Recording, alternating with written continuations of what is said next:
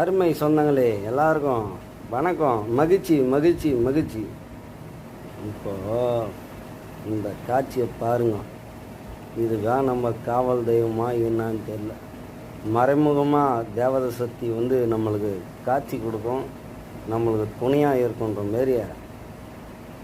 நம்ம எதுவும் தீனி போகிறதில்ல. இந்த ஜீவராசிங்க பண்ணுற வேலை பாருங்கள். அதாவது இந்த ஜீவராசியில் நம்மளை புகழ்ந்தும் பேசி போடுறோம்.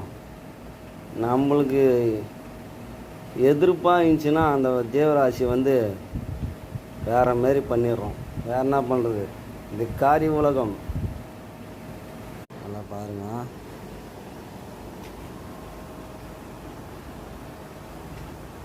இதுதான் உறவுகளே நம்ம காவல் தெய்வம்.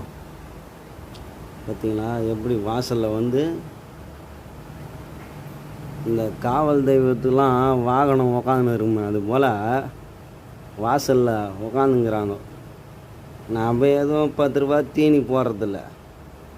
ஆனால் இறைவனோட செயல் பாருங்க. டேய் என்ன பண்ணிக்கிறா? நல்லா வாசலில் உக்காந்துங்கிறீங்க. பாருங்க, நம்ம திட்டம்னு தெரிது ஏந்து நிற்குது. என்ன பண்ணுறது? இதுதான் மறைமுகமாக தெய்வ சக்தி. இது போல தான் நம்மளுக்கு வரும் போகும்.